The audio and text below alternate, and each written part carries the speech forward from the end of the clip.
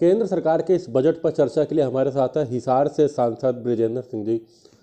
हम बात करें इस बजट को लेकर के, अंतरिम बजट और इस कार्यकाल का ये अंतिम बजट भी। हालांकि अगला संपूर्ण बजट अगर बात करें, वो पूर्ण बजट जो है वो तो जुलाई में उम्मीद है पेश होगा। लेकिन इस बजट को आप किस तरीके से देखते हैं, क्योंकि ना बतौर सांसद बल्कि आप एक अधिकारी भी रहे हैं, ब्यूरोक्रेट, तो किस तरीके से देखते हैं इस बजट को अगर बात करें?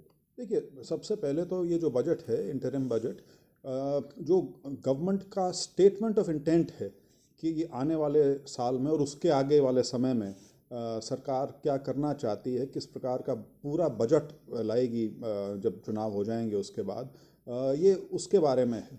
और इसमें मुझसे यदि आप पूछें, एक मुझे जो बहुत अच्छी चीज़ लगी, एक प्रचार किया जा रहा था पिछले कई दिनों से कि सरकार जो है इन अंतरिम बजट के माध्यम से कुछ ऐसे प्रावधान करेगी जो इलेक्शन में लाभदायी हो सके।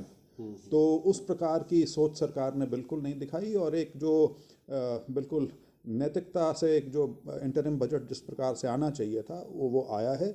सरकार ने अपनी मंशा उसमें दर्शाई है, जिसके अंदर जो मेन फोकस है वो, जैसा हमारी फाइनेंस मिनिस्टर ने उसका उल्लेख किया, जो प्रधानमंत्री जी ने जिसका बार बार कहा है कि 4 मेन कॉन्स्टिट्यूएंसीज हैं जिनके ऊपर फोकस है, वो है महिला, युवा, गरीब और किसान।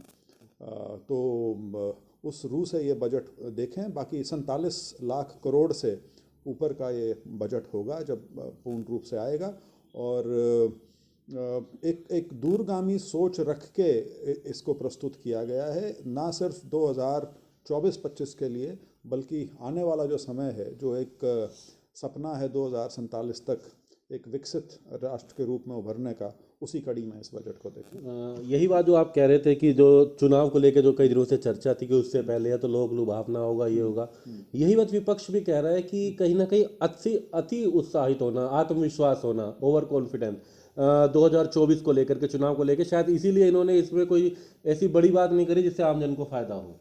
अब ये तो विपक्ष की वही बात होगी, चित भी मेरी और पट भी मेरी।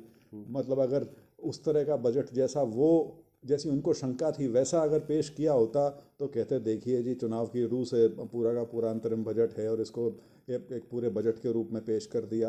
अब जब बिल्कुल नैतिक मूल्यों के आधार से उस अंतरिम बजट को पेश किया गया तो कह रहे कि आत्मविश्वास नहीं होना चाहिए। शायद आत्मविश्वास की वजह से ऐसा है, जो भी कारण है, लेकिन वो बिल्कुल उस नाते बिल्कुल ठीक है। और मेरा ये मानना है कि जब पूरा बजट जब पेश किया जाएगा मई के बाद, तो उसमें इसका पूर्ण रूप से खुलासा आ जाएगा। लेकिन मोटा फिगर जो इसमें है वो अभी ये है कि 47 लाख करोड़ के आसपास का बजट जो है वो आएगा हमारा। जी बिल्कुल, 47 लाख करोड़ के आसपास का बजट आएगा। एक अंतिम प्रश्न, ये कहा जाता है जब कोई बजट आता है तो एक व्यक्ति को, नौकरी पेशा को, हर किसी को होता है कि उसकी आय पर इतना होगा, 7 लाख है तो ये बढ़ सकता है, ऐसा कुछ नहीं आया है इसके अंदर। तो इसमें मुख्य पॉइंट्स की बात करें, मुख्य बिंदु आप इस बजट को खासकर किस तरीके से देखते हैं? फ्यूचर की जो बात की जा रही है, प्रधानमंत्री द्वारा भी की गई और यही वित्त मंत्री द्वारा भी की नहीं, गई। वो जो आपने आय वगैरह की बात की, मैं उसी वजह से कह रहा था कि जैसे लोग एक्सपेक्ट कर रहे थे कि मिडिल क्लासेस के लिए रियायतें होंगी, कोई टैक्स रिबेट होगा, पीएम किसान निधि जो है शायद उसको बढ़ा दिया 6,000 जाएगा। से 9,000 तक की बातें थी उसमें। तो अलग अलग अटकलें लोग लगा रहे थे। तो मेरा मानना ये है कि ये बेनिफिट्स या ये चीज़ें आएंगी, लेकिन मेन बजट में आएंगी। इसीलिए मैंने कहा ये एक नैतिक अंतरिम बजट है, इसमें किसी प्रकार की राजनीति नहीं खेली गई है, और सरकार की जो एक मंशा है वो इसमें दर्शाई गई है। एक और इसमें मैं आपको आंकड़ा देना चाहूँगा, क्योंकि जो 2 साल थे वो बड़े तीखे थे। पहले कोविड वाला लगातार 2 साल तक जो हमारी अर्थव्यवस्था, और उसके बाद ये यूक्रेन की लड़ाई, तो पूरी दुनिया की अर्थव्यवस्था पे उसका फ़र्क पड़ा था। उसके बावजूद हिंदुस्तान जो था, एक वो आप उसको कह लें कि शाइनिंग स्पॉट था उस पूरी वैश्विक आर्थिक स्थिति में।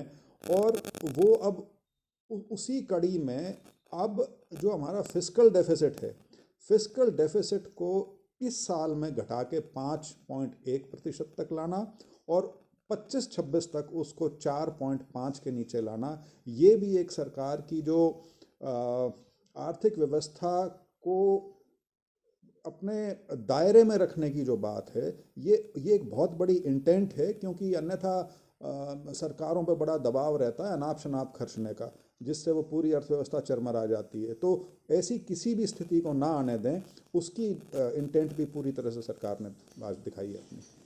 तो नैतिक अंतरिम बजट है, ये सांसद महोदय का कहना है कि दूरगामी सोच को दिखाता है। सरकार की जो विकास की जो बात की जा रही है उसको लेकर के, हालांकि संपूर्ण बजट मई के बाद होगा, जो अगला सरकार का कार्यकाल होगा, जिस भी राजनीतिक दल की बात हो, हालांकि इसको लेकर के उनका कहना है कि मई के बाद होगा। लेकिन फिलहाल ये एक अंतरिम बजट, जो कि उनका कहना है कि नैतिक तौर पर था और एक दूरगामी सोच इससे सरकार की दिखते हैं। दिल्ली से दीपक शर्मा, इंडिया न्यूज़।